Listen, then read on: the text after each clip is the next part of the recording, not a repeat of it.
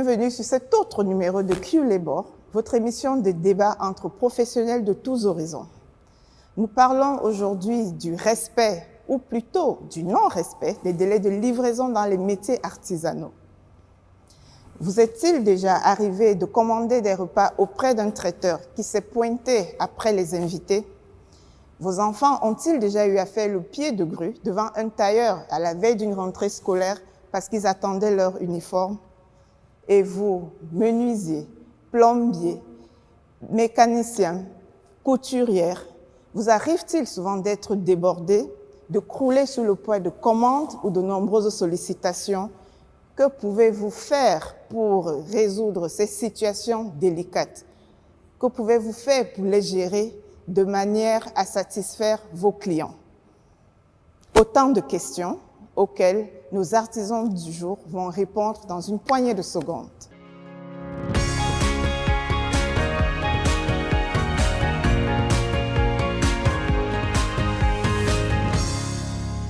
Pour celles et ceux qui nous rejoignent à l'instant, vous êtes bien sûr Q-Labor, qui traite aujourd'hui des retards de livraison dans les métiers artisanaux.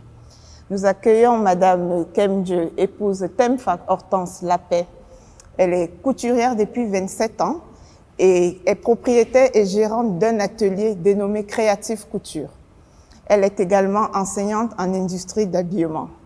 Bonjour Hortense. Bonjour Sandrine. We now welcome Mr. Ferdinand Mongabe. He has 17 years of experience in sales, marketing and supply chain management. He is also a promoter of MMC Motors, an automobile company that deals with the sales of brand new cars, fairly used cars, and also car maintenance. Welcome, Ferdinand. Thank you. Welcome, Sandrine. Thank you. Thank you for being here. Nous accueillons également Madame Kenye Kala Esther, épouse Piekam. Passionnée de pâtisserie depuis le collège, elle est gérante d'une entreprise de pâtisserie nommée Esther Pâtisserie. Artisane enregistrée à la mairie de Douala 5e, elle gère une équipe dynamique. La pâtisserie est tellement devenue son gagne-pain au point où elle fabrique maintenant les savons à base de l'huile de friture recyclée de ces pâtisseries-là. Bonjour Esther. Bonjour Sandrine. Merci. Chers artisans, je vous remercie infiniment d'avoir répondu présent à cette émission de Q-Labor. Je vous suggère de mettre directement les pieds dans le plat en suivant ce reportage de Titi Freeman et de Serge Tachemo.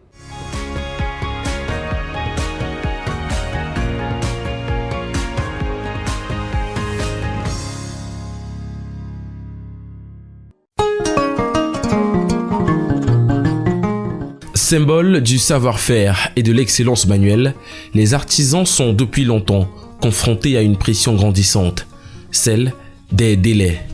Qu'ils soient menuisiers, tailleurs, peintres, potiers ou ferronniers, le non-respect du timing est un dénominateur commun, au point de devenir parfois le fondement d'une mauvaise réputation. Les techniciens en général, ils sont malhonnêtes. Quand ils prennent déjà l'argent, jusqu'à il ne prend plus l'argent, mais il faut maintenant que tu marches derrière lui.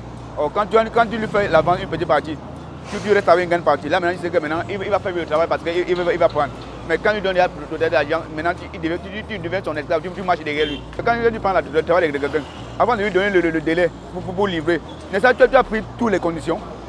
Tu prends toutes les conditions. Parce qu'il a mis que tu prends le travail, tu donnes peut-être une semaine. Après une semaine, tu dis qu'il n'y a pas le matériel. Quand on lui donne une semaine, tu penses à quoi?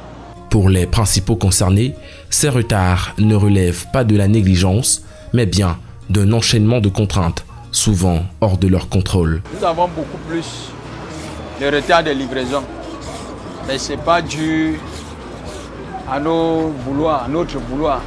Le matériau que nous exerçons avec la matière première, c'est un matériau qui sort des forêts. La matière première nous vient de Bipindi. Quand déjà vous donnez un délai à un client et que ceux qui vous fournissent la matière première ne sont pas là à temps, c'est déjà un retard de livraison. Il y a aussi les contretemps, tels que la saison des pluies, lorsqu'il pleut.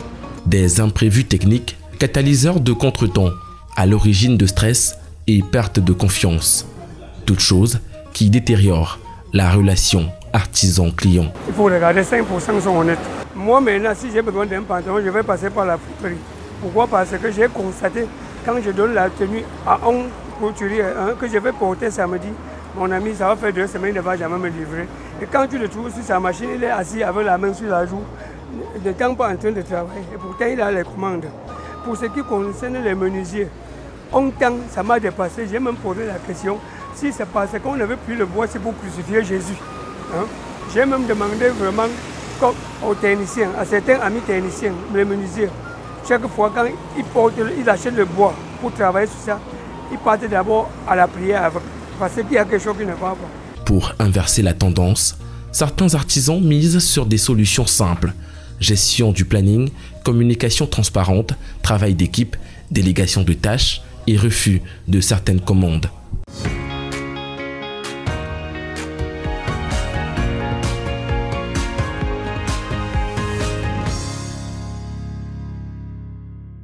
Après ce reportage introductif, il semble que le retard des livraisons soit la règle dans vos métiers respectifs. Nous allons recueillir votre avis dans un tout petit instant après ce jingle.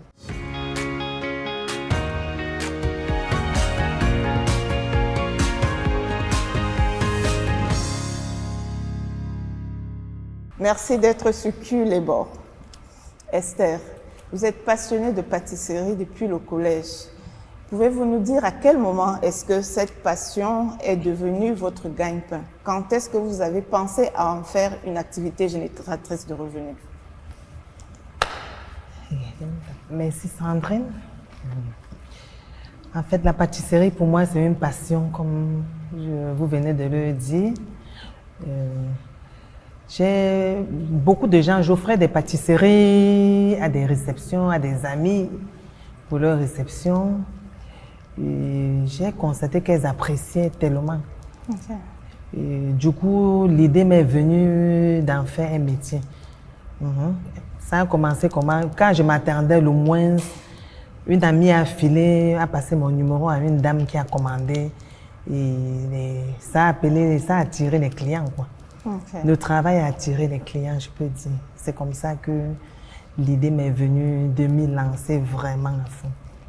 Merci. Et à quel moment est-ce que vous avez commencé à accuser des retards de livraison? Pouvez-vous nous citer quelques exemples concrets? Pour ce qui est des retards de livraison, c'est quand la clientèle a commencé à s'augmenter que je me suis sentie un peu étourdite. Je ne savais plus comment gérer et recevoir les commandes. C'était tellement difficile. Merci, nous revenons à vous dans une poignée de secondes. Je me tourne maintenant vers vous, Hortense. Quelles sont les situations les plus délicates que vous avez eues avec des clients par rapport au retard de livraison, bien sûr?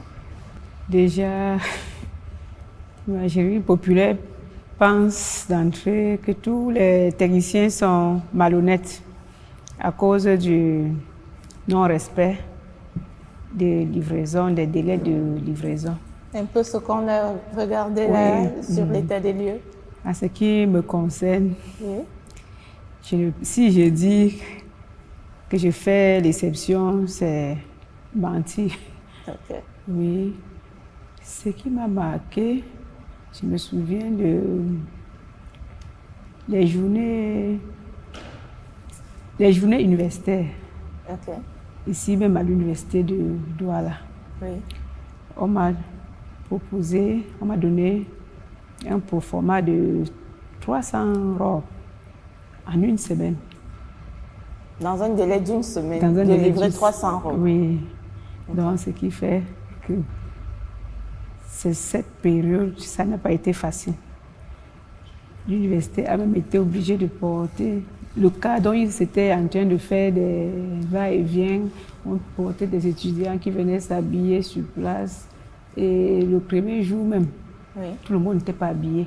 Ils se sont habillés au fur et à mesure. C'était vraiment stressant. Mais à la fin, on a finalement pu livrer la commande, malgré beaucoup de problèmes. Il y a Également, il arrive souvent que tu donnes le rendez-vous à un client et ce jour, il arrive à cause de multiples problèmes. Je n'ai pas trouvé ci sur le marché ou peut-être coupure de lumière. On ne s'entend pas. Mais à la fin, je peux te dire que je ne suis pas encore allée peut-être au commissariat pour un problème de livraison. Vous avez toujours suggéré d'une manière ou d'une autre. Nous sommes entendus. Oui. Ok.